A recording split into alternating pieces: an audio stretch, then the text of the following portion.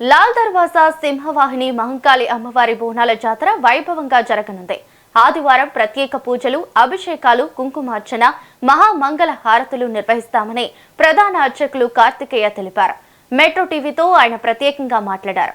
100 ఏళ్లకు పైగా చరిత్ర కలిగిన ఆలయంలో జరిగే బోనాల ఉత్సవాలకు ఇతర రాష్ట్రాల నుంచి కూడా భక్తులు వస్తారని చెప్పారు.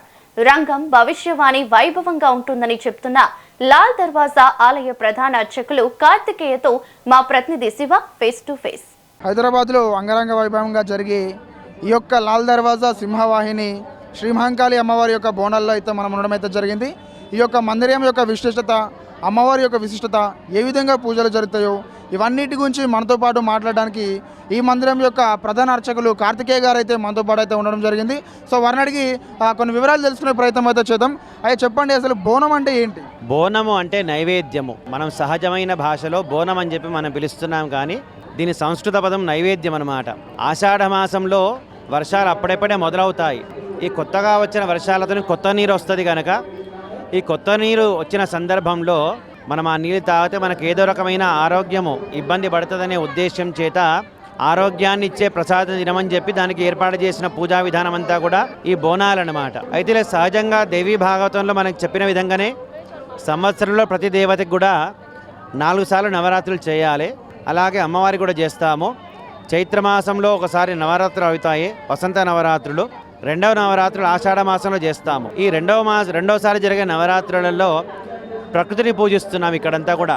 అంటే ప్రకృతికి సంబంధించిన వస్తువులే అన్నమాట. ఇక్కడ కొత్త నీరుకి, వేపాకులకి, అలాగే అమ్మవారి యొక్క అనుగ్రహం చేత మనం తెచ్చుకున్న కూరగాయలకి పూజలు, అంటే శాకాంబరిగా అమ్మవారిని పూజించుకొని మేము తీసుకునే ఈ కొత్త వస్తువులు కూడా మాకు ఆరోగ్యాన్ని ఇవ్వాలని చెప్పి ప్రార్థన చేస్తూ అమ్మవారి అనుజ్ఞ తీసుకొని మనం తీసుకుంటున్నాం కనుక ఇవి ప్రత్యేకతలు ఆరోగ్యపరంగా కూడా. అయితే ఏ కాలమైనా ఎప్పుడైనా అమ్మవారి పూజల ప్రత్యేకత ఉంటాయి. అయితే ఈ దేవాలయంలో లాల్ దర్వాజా మహాకాళి దేవాలయంలో అమ్మవారి యొక్క విశిష్టత చాలా గొప్పది. నిజాం ప్రభువుల కాలం నుంచి కూడా అమ్మవారిని పూజిస్తూ వాళ్ళకు ఉన్నటువంటి కష్టాలన్నీ తీర్చుకుంటూ వాళ్ళు వస్తున్నారు. ఆనాటి నుంచి కూడా భక్తులు అశేషంగా వచ్చి అమ్మవారి పూజా కార్యక్రమాలు చేసుకుంటూ అమ్మవారి దగ్గర ఆశీర్వాదాలు తీసుకుంటూ వాళ్ళకు ఉన్నటువంటి సమస్యలు పోగొట్టుకుంటూ ఉంటున్నారు కనుక ఈ దేవాలయము ఈ విషయంలో ప్రత్యేకమైందని చెప్పి చెప్పేటట్టు లేదు. ప్రతి సందర్భంలోనూ, ప్రతి విషయంలోనూ, ప్రతి కోరికలను కూడా చాలా ప్రత్యేకంగా ఉన్నది కనుక సంతానం కావలసిన వారు, కళ్యాణం కావలసిన వాళ్ళు, ఆర్థికపరమైన ఇబ్బందులు ఉన్నవాళ్ళు, ఎటువంటి సమస్య ఉన్నా సరే అమ్మవారి దర్శనానికి వచ్చి అమ్మవారిని ప్రార్థన చేస్తే చాలు. పూజా కార్యక్రమాలు అవసరమే లేదు మీకు ఇక్కడ. ఎందుకంటే ఆ మాట చెప్తున్నామంటే ఇక్కడ అమ్మవారు చాలా ప్రత్యేకమైన రూపంలో ఉన్నారు. అష్టభుజాదేవిగా, సింహవాహినిగా అమ్మవారు ఇక్కడ ఉంది.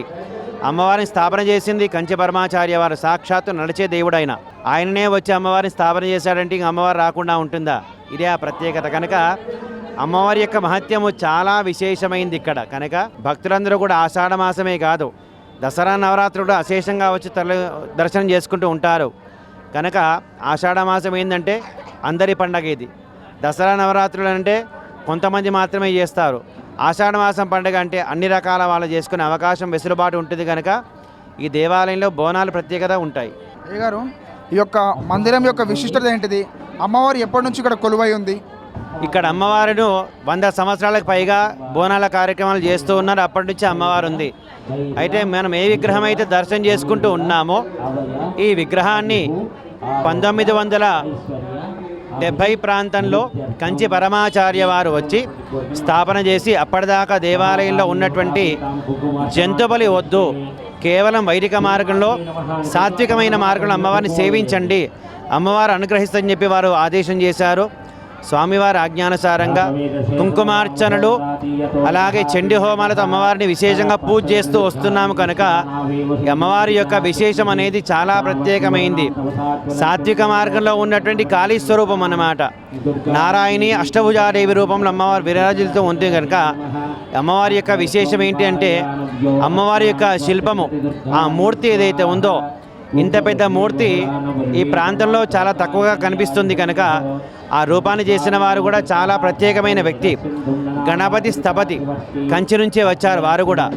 కనుక ఈ దేవాలయంలో ఉన్నటువంటి ప్రతి విషయం కూడా, ప్రతి రూపం కూడా కంచి స్వామివారి యజ్ఞంలోనే జరుగుతుంది కనుక ఈ దేవాలయము కంచి స్వామివారి యొక్క ప్రత్యేకత తీసుకొని ఉంది. అయ్యగారు, పూజలు ఏ విధంగా ఉండబోతున్నాయి? ఈసారి అమ్మవారికి ఎటువంటి ప్రత్యేకమైన పూజలు ఉండబోతున్నాయి?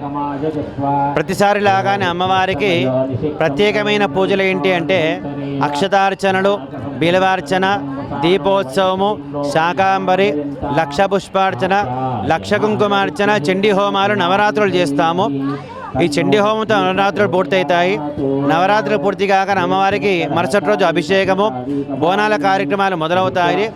బోనాల కార్యక్రమాలు సాయంకాలం వరకు జరిగిన తర్వాత సాయంత్రం పూట లోక కళ్యాణం కోసము కళ్యాణోత్సవం చేస్తాము. కళ్యాణోత్సవం పూర్తి కాగానే దేవాలయంలో బోనాల కార్యక్రమాలన్నీ మూసిపోతాయి.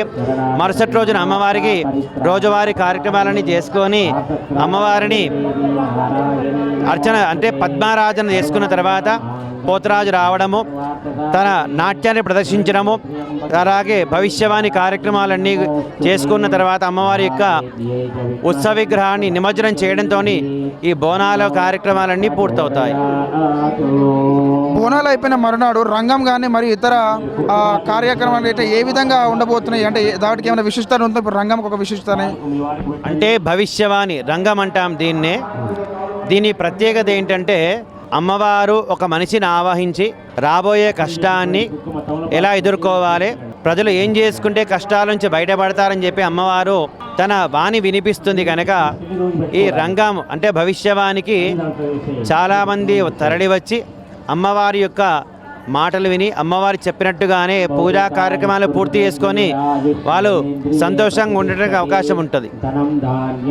అమ్మవారి రూపం శ్రీ మహంకాళి రూపం కదా, సింహవాహిని మహంకాళి రూపం కదా, అంటే ఆ ఒక రూపం యొక్క విశిష్టత ఏంటి? అమ్మవారి యొక్క చిరుమందహాసంతో సింహవాహినిగా అష్టభుజాదేవిగా విరాజిల్లుతూ ఉంది. ఏ విషయమైతే చండీ సప్తశతిలో చెప్పబడం జరిగిందో ఆ చండీ సప్తశతిలో ఉన్నటువంటి రూపమంతా కూడా శిల్పి అమ్మవారి యొక్క విగ్రహంలో నిక్షిప్తం చేసి అమ్మవారిని తయారు చేశారు. అమ్మవారు నారాయణి, అష్టభుజాదేవి, కాళీ, సరస్వతి, లక్ష్మి. చండీరు అంటే సప్తశతిలో 3 రూపాలు ఉంటాయి, కాళీ, లక్ష్మి, సరస్వతులు. ఈ 3 రూపాలన్నీ కూడా ఒకచోట చేరిస్తే ఏ రూపమైతే అక్కడ ఏర్పాటు చేయబడుతుందో ఆ రూపాన్ని స్థపతి మనకి ఇచ్చారు. కనుక అమ్మవారి యొక్క రూపం చాలా ప్రత్యేకమైంది. ఇక్కడ అమ్మవారు దేవీం షోడశవర్షీయాం అని చెప్పి అన్నట్టుగా అమ్మవారు 16 సంవత్సరాలు ఉన్నటువంటి కన్య ఏ విధంగా అయితే ఉంటుందో అమ్మవారి రూపం అలాగే కనిపిస్తుంది.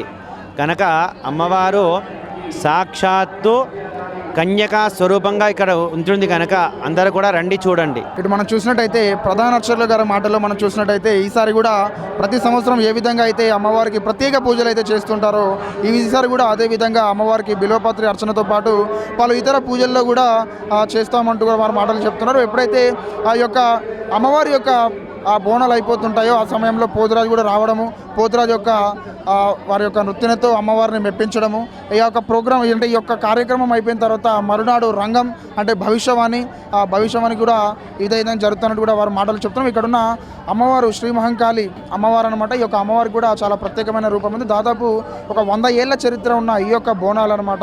ఈ యొక్క లాల్ దర్వాజా అమ్మవారి యొక్క బోనాలు సుమారు 100 ఏళ్ల చరిత్ర ఉందన్నట్టు కూడా మనమైతే వారి మాటలు అయితే వినడం జరిగింది. అక్కడ ముఖ్యంగా బోనం అంటే నైవేద్యం అంటూ, తర్వాత ఇక్కడున్న ప్రజలు ఎవరైతే ఉంటారో వారికి ఎటువంటి రోగాలు అనారోగ్యాలు కూడా రావద్దంటూ అమ్మవారికి మొక్కుకొని నైవేద్యంగా సమర్పించేదే బోనం అంటూ కూడా వారి మాటలు అయితే మనం వినడం జరిగింది. సో ఇక్కడ అంగరంగ వైభవంగా అయితే బోనాలు ఏర్పాట్లు అయితే నిర్వహిస్తున్నారు. కెమెరామ్యాన్ జయకృష్ణతో రిపోర్టర్ శివ.